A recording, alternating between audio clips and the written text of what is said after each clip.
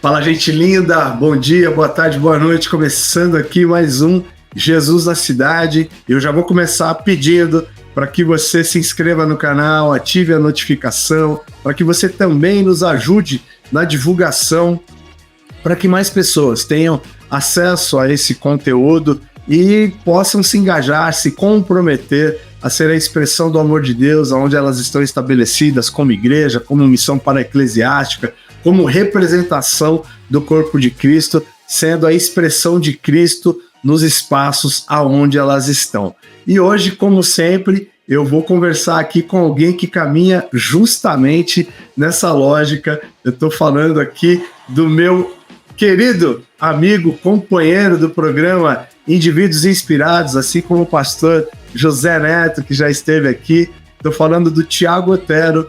Ele é fundador e presidente da ONG Sementes do Vale, que atua lá no Vale do Jequitinhonha, inclusive o nome faz alusão a isso, no estado de Minas Gerais. Ele é teólogo de formação, ele é casado com Poliana, é pai do Heitor e tem feito um trabalho incrível ali onde Deus os estabeleceu como missão, como ONG. Tiago, brigadíssimo pela generosidade de abrir aí um espaço na sua agenda para conversar conosco, e eu peço que você dê uma saudação inicial para quem está nos assistindo. Oi, meu irmão, primeiramente bom dia, é um prazer para mim poder compartilhar um pouco daquilo que Deus tem feito através da nossa instituição aqui no nosso sertão de Minas Gerais, e nosso bom dia, boa tarde ou boa noite, dependendo da hora que vocês estão assistindo. E bem-vindos a esse papo, que eu espero que seja algo que realmente possa motivar, que possa engajar, que possa trazer luz e aquecer o nosso coração, para que a gente seja realmente a expressão de Jesus caminhando na nossa cidade, no nosso sertão, na nossa favela, onde quer que Deus nos colocar, que a gente seja essa expressão e a encarnação do amor de Deus, através dos ensinamentos e sinalizando esse reino de paz, justiça e alegria. Um prazer, meu irmão. Amém, o prazer é meu, Tiago, eu queria começar o nosso papo aqui fazendo com que o Tiago seja mais conhecido por quem está nos assistindo.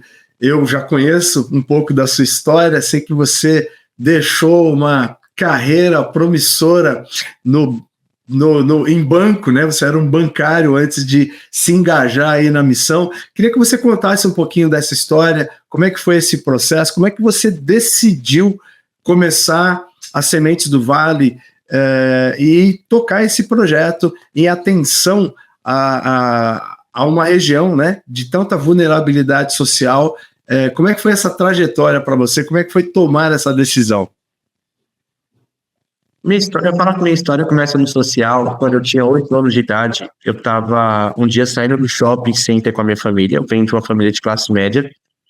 E quando a gente sai do shopping, eu vejo um menino muito pobre, com roupas muito rasgadas, tentando entrar nesse shopping de onde eu tinha acabado de sair. E o segurança não deixa ele entrar. Esse menino senta na porta do shopping, começa a chorar. Eu tinha 8 anos, 7, não lembro. E isso me marca profundamente, porque aquela situação não entrava na minha cabeça. Porque que eu poderia entrar no shopping e aquela criança não? A gente tinha praticamente a mesma idade. E óbvio que naquela época eu não entendi o que estava acontecendo, né? Para mim, eu só entendi a criança querendo entrar e chorando. Mas com o passar do tempo, eu entendi que nascer muitas vezes pobre, num país como o Brasil, não vai te privar só de entrar no shopping, vai te privar de educação, vai te privar de acesso à cultura, de acesso ao esporte, ao lazer. E aí, quando eu conheci Jesus, aos 16 anos, eu tive uma experiência mais real com Deus, e eu entendi que aquele Jesus da Bíblia, aquele Jesus da cruz, ele dialogava com aquela criança do shopping. Então, aos 16 anos, eu entendi que eu teria que fazer algo por crianças como aquela criança do shopping. Eu entendi que Jesus conversava com aquele menino. Eu entendi que o choro daquele menino também era o choro de Jesus, por situações de exclusão, de vulnerabilidade. E aí eu comecei minha jornada. Aos 18 anos, mais ou menos, eu comecei a levar ciclo para comunidades rurais do nosso sertão. E vivia isso, vivia levando circo. Depois eu passei um concurso do Banco do Nordeste. Não sei nem se pode falar aqui na live, mas já falando. Pode sim. E aí eu dividia o meu tempo entre trabalhar no banco e fazer essas ações sociais, né? A gente começou com circo, depois do circo a gente começou a pensar assim, que era muito pouco, por mais que o acesso à cultura fosse muito valoroso, mas tinha que ser feito algo mais. E aí a gente começou a rodar outras comunidades, não só com circo, com outras ações, até um dia que a gente conversou com um missionário amigo nosso e a pergunta foi: até quando a gente vai ficar rodando de comunidade em comunidade? Até quando a gente vai gerar no coração das pessoas uma expectativa por Deus e depois vai embora? É como a gente vai num lugar e fala que Deus é pai, sendo que muitas vezes a referência de um pai em uma comunidade vulnerável é um pai que abandona, é um pai que abusa, é um pai que é negligente. Como associar o Deus pai com uma figura paterna que muitas vezes nem está dentro de casa? E foi aí que a gente entendeu que era preciso fazer um trabalho ainda mais detido, e aí Deus chamou a gente para essa missão. E eu entendi que eu precisava deixar tudo para trás e viver e emergir nesse trabalho. E foi isso que eu fiz no final de 2018, começo de 2019. Pedi demissão de um concurso público na época, foi algo que muita gente criticou. O meu pai, eu lembro da ligação que eu fiz com meu pai contando isso, ele ficou muito assim, bravo, me xingava, mas eu entendia que era um propósito que Deus tinha para mim e eu tinha que viver isso. E aí hoje eu entendo que a gente tem gerado oportunidades para crianças como aquela lá do shopping, para crianças que talvez não teriam acesso a, como eu falei, a cultura, ao esporte, a educação. A gente vai conectando e encarnando um pouco daquilo que a gente acredita que Jesus faria, de sentar com esse menino, de enxugar as lágrimas dele e levar ele para lugares onde talvez o pecado da desigualdade, do egoísmo, afastou a gente de poder fazer com que todas as crianças tivessem esse direito. Então, é mais ou menos um pouco dessa história. Uau, uau. Tenho uma absoluta certeza que tocou e está impactando quem está nos assistindo. Eu quero agora, objetivamente, te perguntar que trabalhos, né? O projeto de vocês, que é gigantesco de verdade, atua na área do esporte, da cultura, da empregabilidade também, de também dar um reforço na educação formal. Quais são os projetos que vocês têm desenvolvido e agora em expansão, inclusive, e estando em mais de um lugar? Eu tive a oportunidade, o privilégio de conhecer as instalações e o projeto em Ninheria, mas agora vocês também estão em outra cidade. Então eu quero te perguntar, em que locais vocês estão estabelecidos e quais são as atividades, quais são os projetos que são desenvolvidos? Hoje o Sementes do Vale a gente chama de polo de atendimento. A gente tem 3 polos, um em Ninheira, um na comunidade Bombinha e um na cidade de Salinas, né? Em termos de cidade mesmo, a gente está em 2, mas como ela é muito grande em extensão rural, a gente tem 2 lugares. E a gente tem 3 polos de atendimento. Eu falo que o Sementes do Vale, ele não opera. A nossa objetivo não é só oferecer esporte, não é só oferecer educação. A gente precisa trabalhar, e o que a gente entendeu da parte de Deus é de trabalhar o desenvolvimento comunitário e a transformação social. E para isso a gente oferece essas atividades. A gente entende que o esporte, a cultura e a educação são ferramentas para levar e proporcionar esse desenvolvimento comunitário. Então a gente oferece hoje na área do esporte, a gente tem futsal, muay thai, a gente tem vôlei, a gente está iniciando basquete, que é algo assim sensacional. A gente começou a basquete no sertão, é um esporte, a gente sabe que nas cidades maiores, principalmente em periferias urbanas, é um esporte bem acessível, né? Mas aqui no sertão não existe o basquete ainda, então a gente está fazendo basquete. Na cultura a gente tem balé, a gente tem circo, a gente tem música, a gente tem artes visuais, e a gente tem também um trabalho muito legal de robótica, educação, um projeto chamado Educar, que a gente trabalha robótica e literatura com crianças e adolescentes de escola pública, inclusive capacitando as escolas para que eles possam também trabalhar dentro de sala de aula essa ideia da robótica com crianças e adolescentes. Então, isso é um pouco daquilo que a gente faz. A gente está impactando mais de 1.000 crianças e adolescentes de 3 lugares diferentes. a gente está dentro de escolas públicas, a gente realmente tem caminhado nesse sentido de gerar realmente um impacto muito positivo na nossa região, e a gente sonha que o Sementes do Vale esteja em cada cidade do sertão de Minas Gerais. Muito bom. Thiago, como é que é essa interação, como é que é trabalhar em rede ou em parceria com o poder público? A gente está falando aqui principalmente com o público cristão, muitas vezes refratário a essa aproximação, a estabelecer qualquer tipo de parceria e vínculo com o poder público. Eu queria que você falasse um pouquinho como é que é caminhar nessa lógica. Eu sempre falo assim, quando a gente chega, às vezes, em um lugar, a gente vai fazer uma palestra, apresentar nosso projeto, e normalmente quando a gente chega, a gente não tem apoio do poder público ainda, né? Da prefeitura, ou de governo de estado, governo federal, dependendo do projeto. E a gente sempre fala assim, olha, o nosso projeto é um projeto que não tem apoio financeiro de prefeitura. Aí eu sempre falo assim, ainda, porque a gente quer ter. Porque a gente, é o que você falou, a gente trabalha muito nessa lógica de que, não pode envolver o poder público, só que o recurso ele está lá, o recurso financeiro ele está lá. Se a gente não traz para essa causa da criança e do adolescente, ele vai para outro lugar. E se ele não vem para a comunidade onde a gente está, ele vai para uma outra cidade, ele vai para um outro ponto, e a gente deixa de beneficiar as crianças e adolescentes onde a gente está. Claro, é muito importante, eu sempre advogo muito isso, que o trabalho de organização, seja de igreja, seja de uma como o Sementes do Vale, ele tem que andar fora da política partidária. A gente tem que ser totalmente isento, a gente tem que se privar até de manifestar muitas vezes nossa opinião política. Eu sei que tem gente que vai ser contra isso, mas nesse caminho, com 8 anos de caminhada, eu aprendi que a minha opinião política partidária, a gente não manifesta, porque isso pode trazer prejuízo. Porque a gente tem que caminhar com a política pública, a gente tem que caminhar com quem está no poder, a gente tem que caminhar com a administração, não de uma forma, como a gente vai dizer assim, de uma forma maledicente ou maléfica, ou de querer assim, se aproveitar de quem está no poder, ou como o pessoal fala, ser o centrão, né, conseguir ganhar dos dois lados. Não é isso. A gente tem que ser muito honesto naquilo que a gente faz, de quem quer que esteja sentado na cadeira de uma prefeitura, a gente tem a honestidade e a transparência de conseguir dialogar, porque a gente chegou lá através do nosso trabalho e não através de política.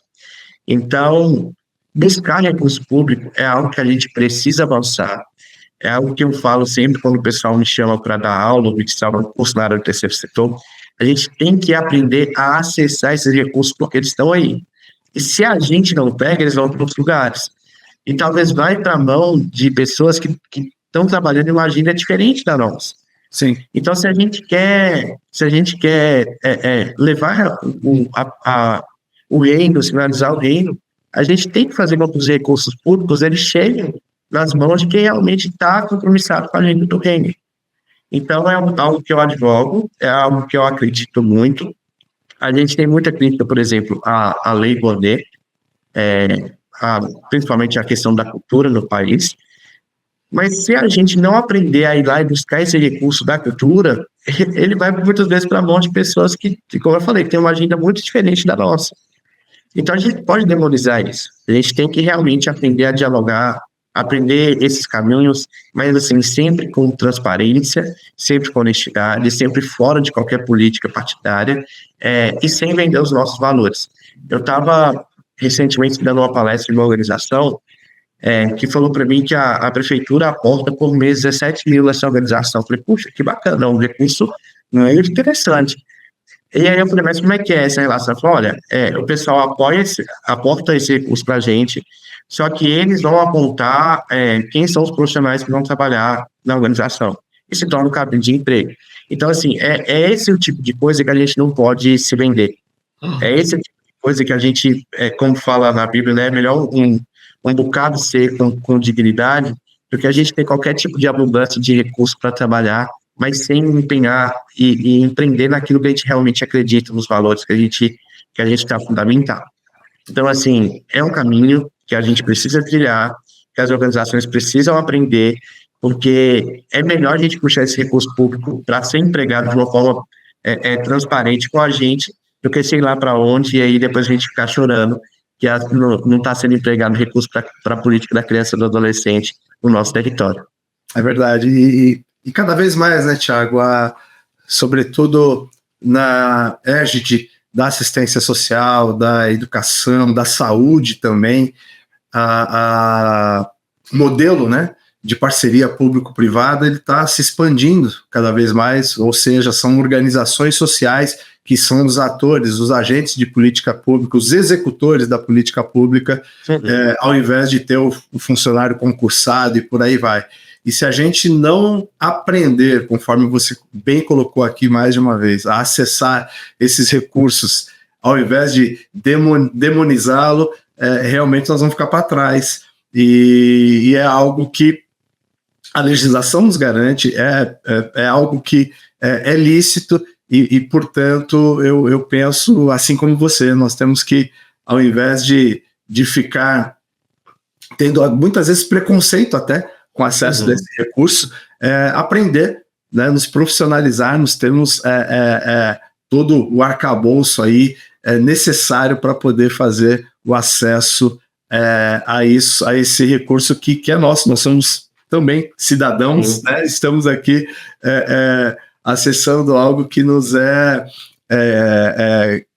que qualquer um pode acessar, e por que não as organizações cristãs, né? Sim. Deixa eu trazer um pouco para a gente esgotar esse assunto aqui também.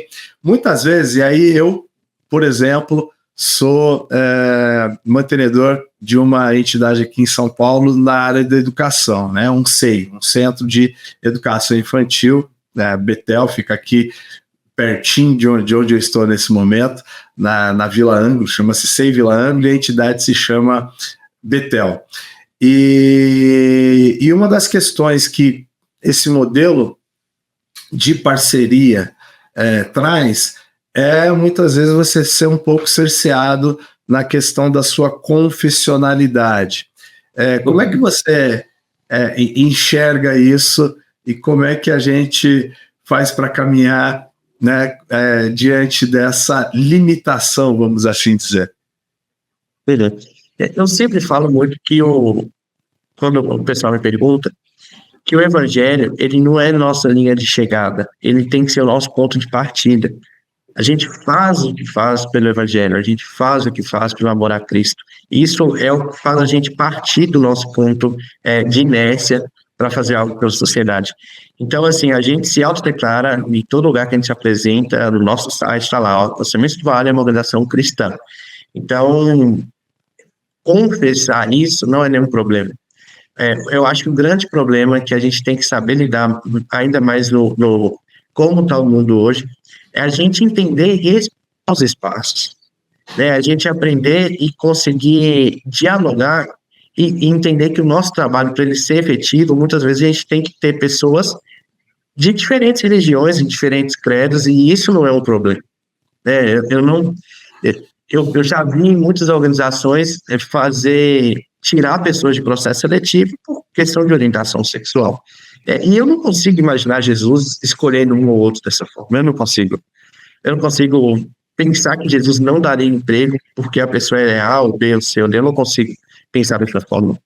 Então eu acho que a gente precisa ser muito íntegro com aquilo que Deus nos deu. A gente precisa realmente poder confessar aquilo que a gente mas não fazer do nosso espaço um lugar de religião. Eu acho que isso tem que ser deixado muito claro. Eu sempre... recentemente teve um rapaz que trabalhava com a gente que perguntou assim, Tiago, mas você não faz uma oração com os alunos ali na hora da aula? Você não ensina alguma coisa nesse sentido? Eu falei, olha, imagina você pegar o seu filho e colocar para fazer uma aula de algo que você quer que ele aprenda muito, um futebol, um violão, e ele chegar lá, você confia o seu filho para fazer uma aula, ele chegar lá, ouvir de uma religião que talvez você não acredita ou não quer que ele aprenda. E com certeza você não vai gostar. Você vai tirar o seu filho de lá, você vai reclamar com o professor. Por que a gente quer fazer o contrário? Por que a gente quer pegar o filho das pessoas e ensinar a nossa religião, ensinar aquilo que a gente acredita, sendo que a gente está trazendo com o propósito de ensinar a arte, a cultura? Eu acho que o reino precisa ser sinalizado muito nas nossas ações, muito naquilo que a gente acredita, e a gente ser transparente.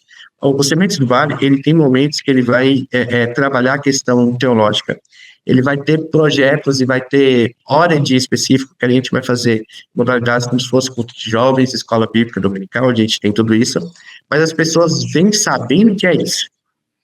Então, por exemplo, você dentro do SEI, que fala, né? Centro de Educação Infantil, é que a gente fala CEMEI, aqui em Minas mais CEMEI. Você não vai pegar uma criança e começar a ensinar coisas que ferem ali o momento, que é um momento de educação. Né? E eu tenho certeza que se você quiser fazer um momento mais religioso com esse cunho, vai ser um momento separado. E não é nenhum problema. Então a gente sempre deixa isso muito claro para todo mundo que apoia. Hoje o Sementes do Vale ele tem apoio de grandes empresas, tem apoio de instituições tanto religiosas como não religiosas, e todo mundo sabe. Então, essa é uma pergunta, eu sempre falo que para a gente, um dos sinais que a gente está certo, é que os dois lados têm que fazer essas mesmas perguntas para a gente e questionar as mesmas coisas. Tanto as igrejas questionam a gente quanto a isso, né? Por que vocês não fazem isso? Quanto as empresas privadas que realmente procuram projetos que não têm o cunho religioso, eles perguntam, mas vocês se declaram cristãos? E a gente sempre dá essa mesma resposta, a gente separa, a gente sabe a hora certa de falar, o projeto que as empresas apoiam não tem cunho religioso, e outras que as igrejas apoiam vai ter cunho religioso, mas vai ser em momentos separados. Então, eu acho que a gente precisa entender isso. Eu acho que a gente, como missionário, a gente é muito questionado e bombardeado, como se o tempo todo a gente precisasse estar com a Bíblia embaixo do braço e falando para as crianças. E a pessoa que está lá na igreja nos domingos, ela vai para o trabalho dela de segunda a sexta e também não vai falar nada. Ela vai simplesmente ser profissional.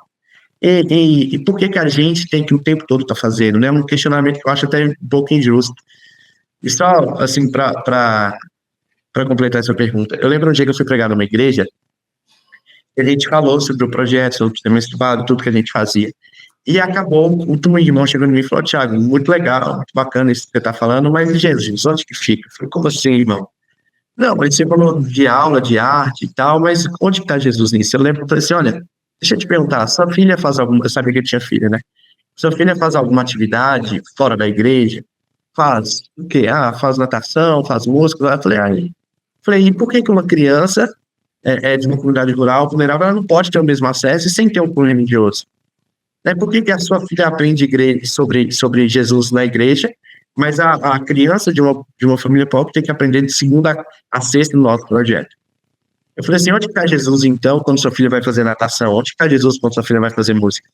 Então, eu acho que é bem por aí, a gente entender que são momentos, que são áreas separadas, e aprender também a dialogar com a igreja a respeito desse ponto.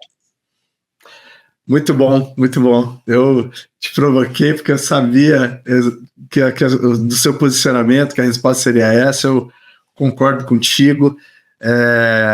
E aí é óbvio, né, que no início, por exemplo, quando nós começamos a ter esse cerceamento, esse é um projeto já de 20 anos, nós passamos, né, por crise, por essa reflexão, né, que você trouxe aqui agora com muita propriedade e sabedoria, mas é muito interessante que, apesar de nós não podermos, né, ter esse momento mais proselitista, né, vamos assim dizer ali, nesse momento com as crianças, e de verdade hoje isso é entendido, e conforme você bem colocou, cada coisa tem o seu tempo, o seu espaço, infelizmente a gente acaba sendo, muitas vezes, conforme você bem colocou, um pouco desonesto no sentido de ter uma agenda oculta no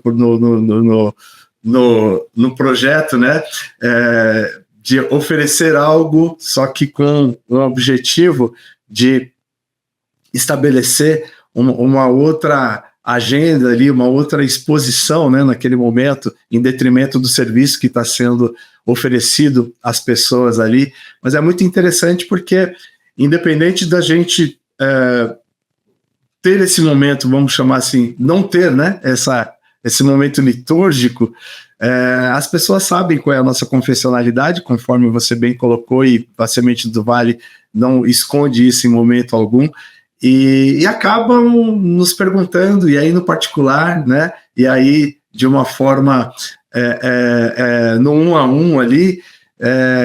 Como é que é esse negócio, né? Sabemos, né, que vocês são cristãos, e aí eu estou falando vocês porque minha esposa é a diretora desse espaço, e é muito interessante ver como, mesmo não caminhando dessa forma, as oportunidades aparecem ali no caráter individual, as pessoas vêm pedir ajuda, vêm pedir oração, vêm, enfim, se consultar, vêm se aconselhar, e é muito bacana caminhar dessa forma.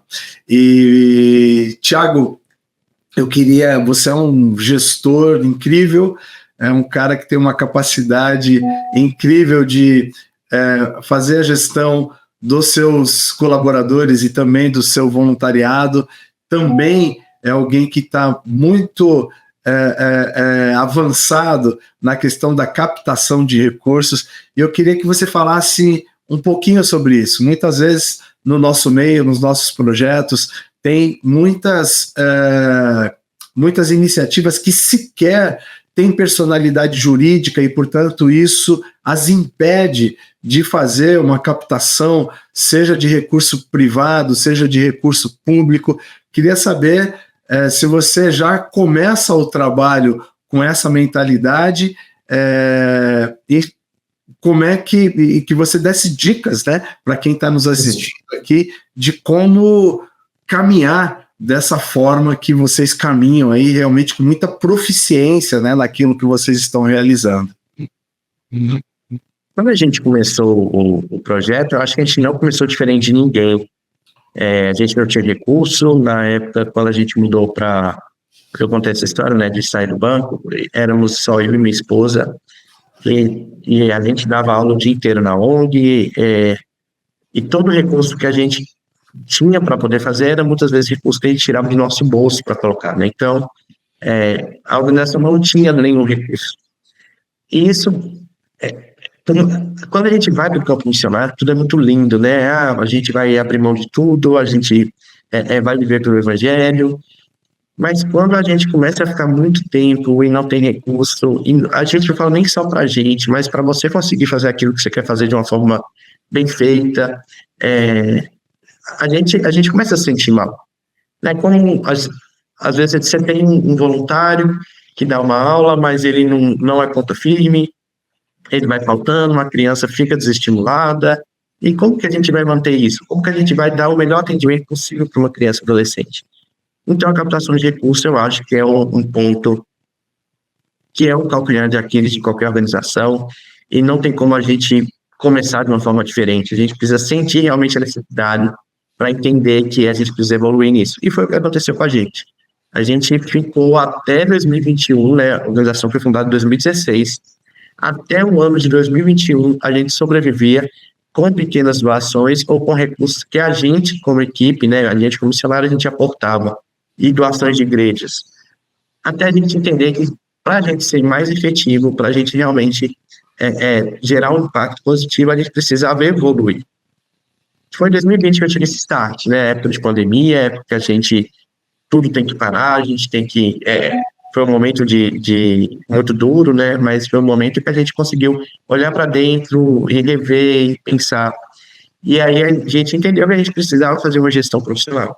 E eu lembrava que, assim, poxa, no banco eu tinha metas, no banco eu tinha que fazer a gestão profissional, no banco eu tinha que usar ferramentas de gerir ali a minha carteira de negócios, mas na organização eu não fazia nada, eu nem usava o notebook, né, nem ligava o computador para fazer um registro, a gente não tem registro de atendimento, a gente não tinha nada. E foi a hora que a gente parou para pensar, olha, a gente tem que profissionalizar. Eu lembro que uma das perguntas que mais me marcou foi quando uma pessoa perguntou para mim assim, Thiago, quanto custa uma criança para o seu projeto? A gente estava tentando vender o projeto, entre aspas, né, conseguir algumas doações, e uma pessoa perguntou, quanto custa uma criança por projeto? E aí eu comecei a gaguejar. E aí eu chutei um valor, assim, eu lembro que eu chutei um valor e nem lembro, mas falei, por exemplo, R$30. A mulher, R$30? Eu falei, será que é muito? Será que é pouco? O que é isso que ela... Por que ela reagiu dessa forma? E aí eu saí e falei, nossa, a gente tem que entender, a gente tem que pôr na ponta do lápis quanto custa uma criança. Ah, mas não custa nada porque não paga o professor. Mas e se eu fosse pagar? E se eu era professor de música? O valor ficou muito longe, Thiago, da realidade? Hã? O valor ficou muito longe da realidade? Ah, ficou fora. Ficou fora. E aí a gente começou a mensurar isso. Então, por exemplo, se o meu professor é um voluntário, eu não tenho gasto, mas e se ele fosse cobrar, quanto seria? E se amanhã ele sair? Quanto eu preciso pagar aí um professor naquela área para poder dar aquelas aulas? E a gente começou a fazer uma gestão mais profissional. E aí a gente aprendeu que uma coisa que a gente precisa fazer muito é conhecer o nosso território. Não adianta a gente chegar no investidor e falar assim, olha, a gente faz aula de violão, a gente faz aula de balé, a gente faz aula de esporte, porque muitas organizações fazem isso. A gente aprendeu que o que muda a gente de patamar, no sentido de captar recursos, era conhecer o território onde a gente estava. Porque quando você vai comprar um produto, aquele produto ele precisa fazer sentido. Sim. Quando a gente vai comprar um celular, a gente tem vários, né? A gente tem o iPhone, tem um Android, a gente tem vários modelos, mas a gente compra aquele que agrega mais valor. Muitas vezes não é nem pelo preço. É impressionante quantas pessoas têm iPhone hoje. É impressionante. Porque não é o preço só, é o valor que aquilo agrega para a pessoa. E a gente entendeu que a gente precisava agregar valor às pessoas para apoiar o projeto. Então, por que eu apoio o Sementes do Vale? Porque o Sementes do Vale faz aula disso? Porque atende no ciclo das crianças? Não. Porque o Sementes do Vale entendeu o território onde ele está, entendeu a situação e entendeu para onde quer caminhar. Então, a gente começou a estudar o território. Quantas famílias a gente tinha, qual era a situação dos índices de educação, quais eram os índices de questão de renda, de moradia, para a gente criar um projeto, como eu falei, não para oferecer esporte, mas um projeto que a gente queria sair de X% de evasão escolar para Y. Então, quem apoiava a gente, apoiava sabendo que a gente sabia para onde a gente estava indo, a gente sabia as metas que a gente queria entregar, a gente sabia a transformação que a gente queria gerar no território, e para isso a gente oferecia as atividades. Porque, normalmente, a gente quando alguém pedia para a gente vender o projeto, a gente é uma organização que oferece aulas de circo. Mas aula de circo para quê? Qual o impacto você está gerando? Então, eu acho que é muito isso, é entender o valor que a gente gera para a sociedade, lembrar sempre desse exemplo do iPhone. O iPhone pode ser mais caro, mas todo mundo compra porque tem um valor, seja um valor social. É diferente, o meu não é iPhone, mas é diferente você pegar um celular que tem uma maçãzinha e todo mundo já te olha diferente. É verdade. Por quê? Porque tem um valor. Porque a qualidade que vai te entregar é outra. E talvez para outras coisas ele seja igual à concorrência. Sim. Mas o valor social que o iPhone entrega é diferente. Então, a gente entendeu que, por mais que a gente não fosse a organização que mais atendesse crianças, que mais tivesse atividades oferecidas, mas a gente tinha clareza do valor que a gente queria entregar. E aí, a gente foi estudar o território, foi entender os indicadores, e a gente entendeu que a gente podia gerar valor nisso. Eu acho que isso fez a gente mudar nessa parte de captação de recursos. A gente hoje tem bons parceiros. A gente não é uma organização que nada de braçada nisso, eu acho que a gente está longe disso ainda. A gente chega agora no final do ano já preocupado como vai ser ano que vem, a gente não está fora dessa realidade, mas a gente sabe o caminho. A gente aprendeu que dá para buscar recurso, que dá para bater na porta de grandes empresas com um projeto estruturado e que é possível caminhar dessa forma. Eu vou discordar de você, tu tá a anos-luz de distância de muitas organizações. É óbvio que a gente sempre quer almeja, né, estar no lugar melhor, mas eu realmente fiquei bem impressionado. Eu tive o baita privilégio de ter uma imersão com o Thiago, ficar alguns dias ali conhecendo a pessoa, a sua família.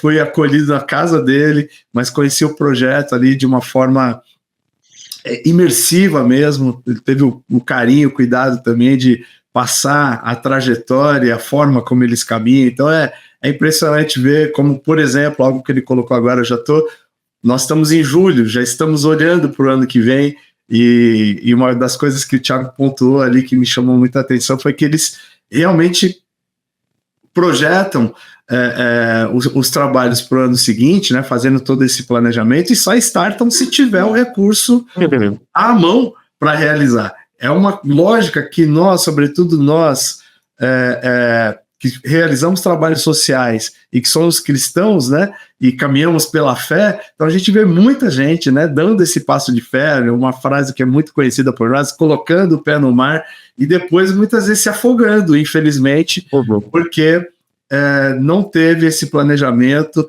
não tinha essa provisão para a realização do projeto. Então eu quero aqui louvar, recomendar muito. Eu sei que a agenda do Thiago é bem concorrida, mas realmente eles são exemplos, né, para usar um termo, né, mercadológico, aí, benchmark, né, nessa questão da captação de recursos e gestão dos projetos. Realmente Eu acho que é isso, assim, em momentos a gente vai dar espaço de fé mesmo, sabe? Eu acho que a gente, como cristão, e até usando uma música que eu gosto muito, que é Caminhando que se faz o caminho, né? A gente não vai ter tudo antes da hora, mas chega um momento que a gente pode aprender a planejar, porque é o que eu falo, o campo missionário, ele é muito romantizado, até a gente colocar o pé lá no território e viver.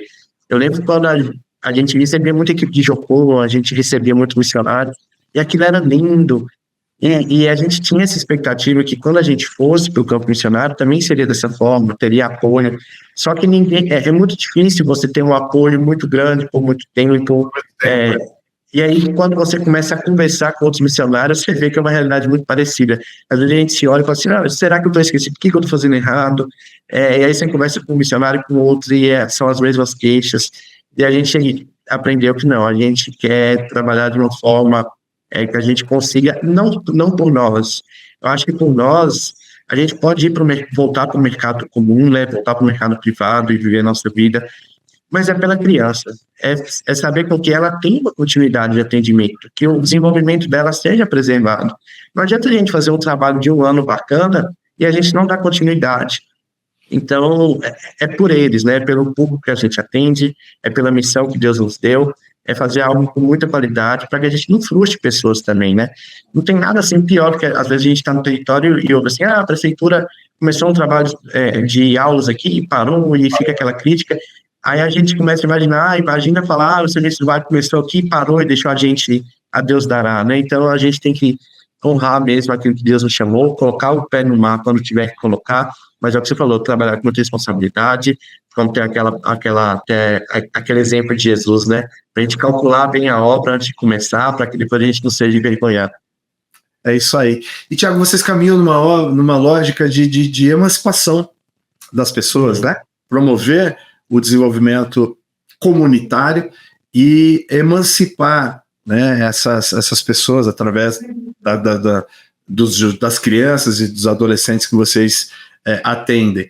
E essa lógica também é aplicada à organização. Eu lembro que uma das últimas reuniões que eu tive com você, com o seu grupo, foi justamente com um grupo de jovens que passaram pela formação no Sementes do Vale e que já estavam liderando, seja contratados, seja como voluntários ali, alguns projetos. E uma das suas falas para eles, né, foi: eu trabalho aqui para que em pouco tempo eu seja desnecessário, vocês assumam o meu lugar aqui na organização.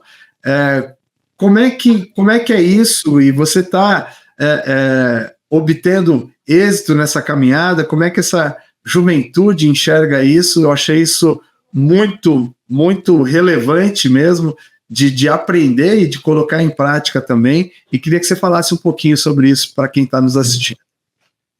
Até uma coisa engraçada é que a gente foi começar a abrir um novo polo lá em Salinas, e a gente fez uma reunião comunitária, chamou todas as famílias e fomos apresentar a equipe que ia trabalhar lá em Salinas. E eu lembro que na apresentação eu falei com as famílias, falei desse projeto nosso de emancipação, que a gente trabalha com as crianças a longo prazo, para que elas assumam funções estratégicas dentro da organização, né, quando elas atingem a idade devida. E eu falei com as famílias assim, falei, olha, tá vendo toda essa equipe que está aqui? Meu sonho é que em pouco tempo nenhum deles esteja trabalhando com a gente mais, sejam só vocês da comunidade. E eles ficaram assim, Thiago, mas é assim. Eu falei, olha, se a gente trabalhar o tempo todo aqui, se eu tiver o tempo todo aqui, tem alguma coisa errada. A gente tem que emancipar, a gente tem que gerar psicólogos, a gente tem que incentivar a formar as redes sociais do território. Porque quando a gente vem para um lugar e traz muita coisa de fora, a gente perde o princípio do desenvolvimento comunitário. A gente precisa conscientizar a comunidade que eles são responsáveis pela transformação local. Está na mão deles. A gente só está aqui guiando, dando uma direção, ajudando, potencializando, enxergando alguns potenciais nas pessoas. Então, a gente trabalha com essa lógica.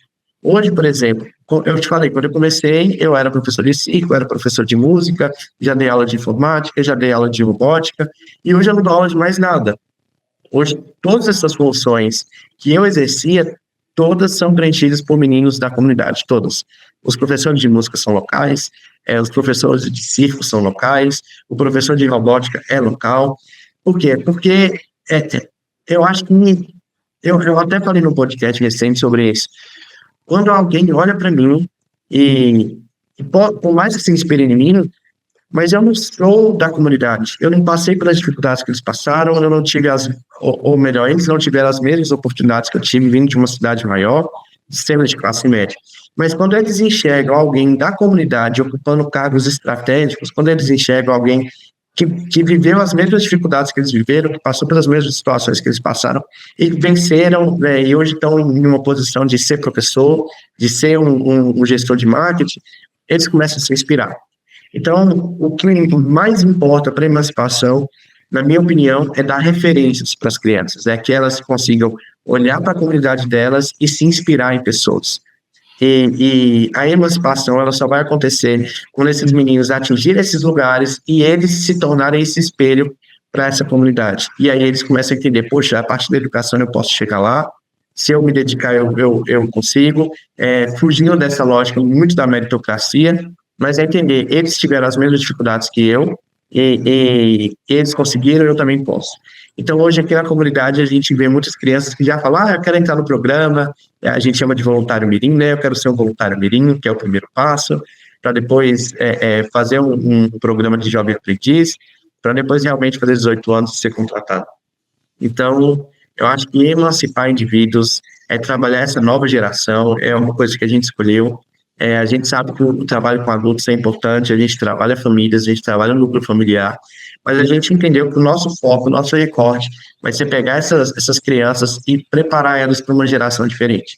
Então, é um trabalho a longo prazo, é um trabalho de formiguinha, é um trabalho, como a gente pôs até o nome Sementes do Vale, porque a ideia é plantar uma semente que talvez vai demorar 3, 4, 5, 6 anos para dar o primeiro fruto, mas a gente vai continuar e permanecer até ver que todos os Sementes do Vale seja feito só por pessoas da comunidade, e aí eu vou viver minha vida, eu vou fazer outras coisas. Você vai levar essa semente para outro lugar.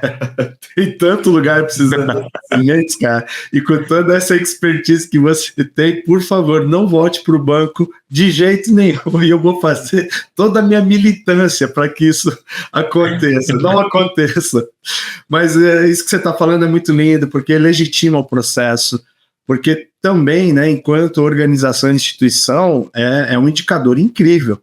Em tão pouco tempo, você ter todas as pessoas que estão liderando os processos, dando aula, tendo passado pela entidade e hoje estão na linha de frente, é realmente algo que toda organização dessa natureza deveria perseguir, e eu os parabenizo de verdade por caminhar nessa lógica e conseguir colocar em prática de uma forma tão rápida, né? Isso, vamos lá, a gente está olhando para trás aí, estamos falando de 2021 apenas, são 4 anos, então é realmente um resultado muito, muito, muito, muito rápido, parabéns por isso. Eu queria que você trouxesse aqui, são centenas, vocês atendem hoje mais de 1.000 crianças e adolescentes, e tem centenas de histórias, mas que você trouxesse aqui um relato de 1 ou 2 desses jovens que passaram pela formação, que chegaram na Semente do Vale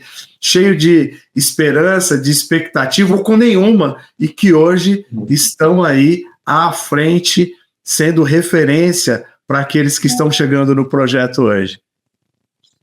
Tem eu sempre uso muito o exemplo dele, Jonas, ele é o nosso professor de robótica. Ele é um menino que está em situação de trabalho, estava na situação de trabalho infantil, quando ele ainda era de menor, desde os 10 anos de idade.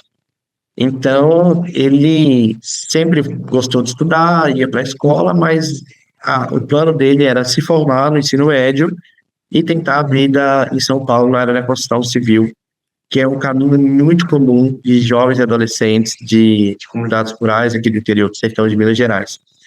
Porque a gente sabe que o mercado da construção civil muitas vezes pega mão de obra que não precisa ser qualificada e, e realmente é um caminho que as pessoas aqui aprendem, como eu falei, referência, né? A referência que eles têm é essa. A maioria dos adultos que trabalham nisso, essa é a referência, é por aí que vai. Talvez um pai tem para ele, falei, tenha percorrido esse caminho e é o que ele isso, é a referência. Exatamente, é a referência. E aí eu conversei com ele, a gente viu que ele se destacou muito na aula de informática, na época ele tinha 16 anos, 17, e ele fez aulas por 2, 3 anos com a gente. E aí, quando a gente começou a aula de robótica aqui, ele se destacou muito, muito, muito, muito. E eu perguntei para ele, falei, olha, qual que é seu plano? Aí ele falou isso, falou, olha, eu quero ir para São Paulo, vou tentar minha vida lá e tal. Eu falei, olha, não, vamos fazer o seguinte, vamos fazer diferente. Você vai estudar, ele estava no terceiro ano do ensino médio, você vai passar no Enem, você vai tentar uma faculdade pela sua nota no Enem, e vai entrar na área de tecnologia, e aí você vai trabalhar com a gente como professor de robótica, a gente vai te formar como professor de robótica, né? Porque ele era muito bom já no que fazia, mas ele precisava ter a parte pedagógica ainda, ser treinado nisso. E aí você não vai para São Paulo, você vai trabalhar com a gente. E ele seguiu isso. Conseguiu, foi bem no Enem, entrou na faculdade e hoje trabalha com a gente como professor de robótica. Aí a gente foi iniciar um projeto de robótica lá em Salinas, a gente foi entrevistar pessoas que já trabalhavam com robótica na faculdade, no Instituto Federal, que o Instituto Federal, para mim, é uma das melhores instituições de ensino. E eu olhava para os meninos do Instituto Federal que passavam pela robótica, que faziam a entrevista com a gente, e nenhum a gente sentia confiança. E aí eu falei, poxa vida, ali na nossa comunidade saiu um menino que tem muito mais potencial que muitos meninos dessa instituição. Eu falei para ele, vamos fazer o seguinte, vamos formar mais um, vamos pegar alguém que tem habilidade, que tenha a parte mais didática, e a gente vai formar na robótica. A gente abriu um curso. E nesse curso que ele ministrou, tinha pessoas que tinham mestrado. Uau! Que estavam ali aprendendo com ele.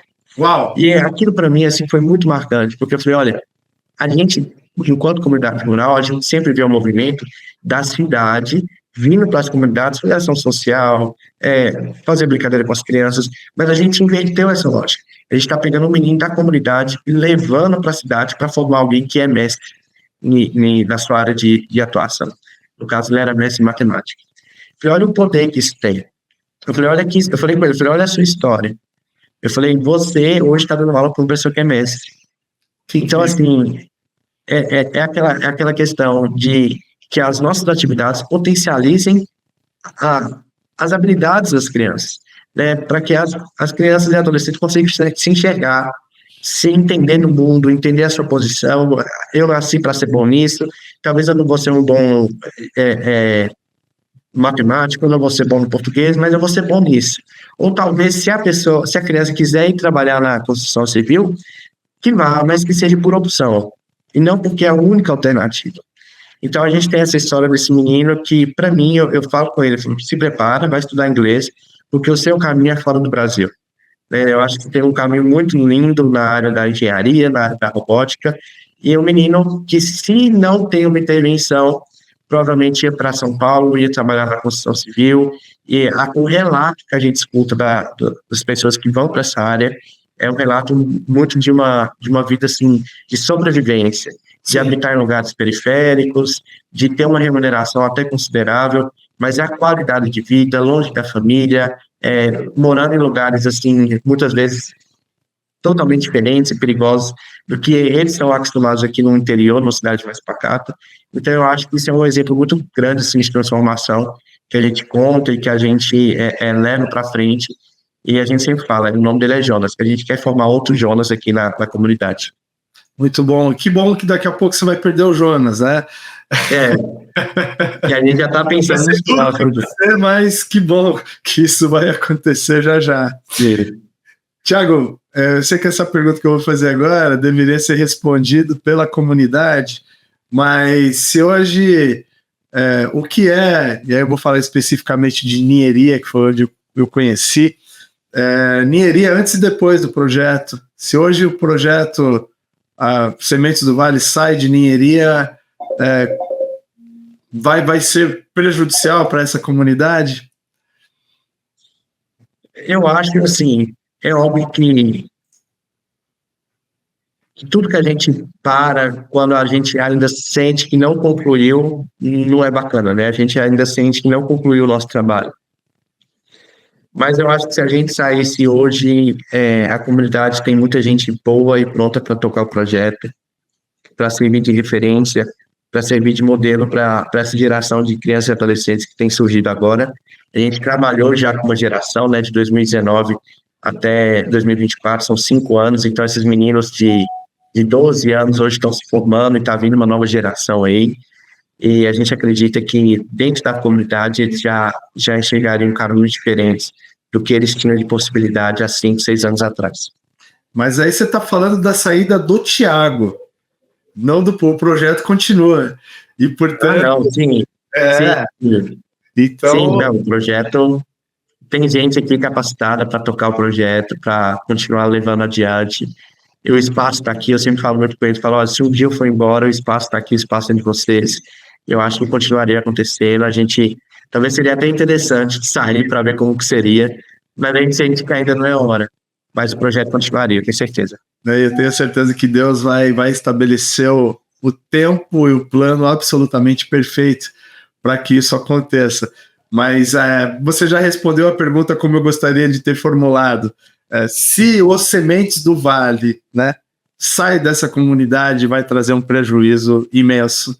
E ele não vai sair, ele vai continuar, independente da sua presença ou não. E eu acho isso muito lindo, esse despreendimento, né, da forma despreendida que você toca o projeto. E realmente vou voltar aqui a 2 perguntas atrás, nessa lógica da emancipação das pessoas, né, e também, portanto, né, do projeto, né, que tem essa visão de realmente preparar líderes locais para dar sequência e continuidade a ele. Cara, que coisa linda, coisa linda. Aprendo sempre muito contigo. Agradeço demais por você ter aberto de forma generosa esse tempo na sua agenda para poder compartilhar a sua história e experiência aqui com quem está nos assistindo. Parabéns por esse excelente trabalho que vocês têm realizado. Vocês têm sinalizado o reino de Deus aí, que como você trouxe aqui, o paradigma que Paulo estabelece, né, na carta aos Romanos: justiça, paz e alegria no Espírito Santo.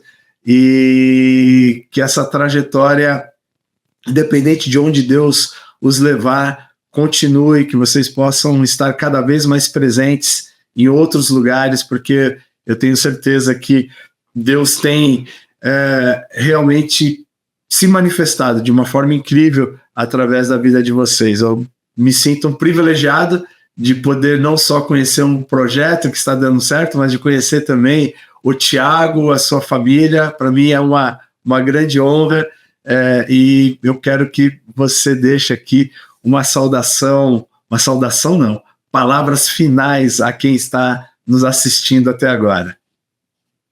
Meu irmão, quero, assim, primeiro agradecer por essa oportunidade, por essa janela aqui para poder compartilhar um pouco da nossa história, do nosso trabalho, que possa servir de alguma forma para motivar, para aquecer corações, principalmente encorajar aqueles que querem fazer algo, que querem fazer o bem, que, assim como eu contei a minha história, que entende que aquele Cristo da cruz, que o Jesus da Bíblia, ele é vivo, anda na cidade e se importa com a necessidade das pessoas. Às vezes a gente sabe que dentro das igrejas isso é muito... por mais que a igreja seja, para mim, o maior celeiro de pessoas boas que podem impactar a cidade, mas muitas vezes também é um lugar que mata sonhos de pessoas assim, por achar que o evangelho ele não dialoga com a questão social, ou por tentar rotular isso dentro de uma militância ou ideologia política, que não é o nosso caso. Fica aqui minha palavra de encorajamento, que se Deus te chamou para a área social, se o choro do pobre, se o choro da viúva, se o choro do órfão te incomoda, se você sente que é o choro de Cristo, arregace as mangas e faça alguma coisa, porque Jesus se importa com isso. Jesus está na cidade. E fica assim o meu agradecimento mais uma vez por participar e parabenizar, meu irmão, por abrir espaço para que as pessoas contem essas histórias, né? Eu acho que a minha história, ela mudou o dia que eu ouvi alguém falar sobre isso também, o dia que isso estava no meu coração muito forte, como eu falei, a questão da criança do shopping, mas quando eu ouvi um pastor falando sobre isso, eu falei, caramba, não sou só eu que sente dessa forma, e aí depois a gente se acha como profeta, né, que se achava sozinho, isolado. Sim. Mas Deus fala, olha, tem um monte aí que pensa dessa forma, de que esse espaço seja espaço para que as pessoas entenderem que não estão sozinhos, que existe um exército de pessoas levantadas por Deus para que possam transformar a necessidade das pessoas e glorificar a Deus através desse trabalho. Então, assim, parabéns por esse espaço e fica aqui o meu muito obrigado. Pô, eu que agradeço.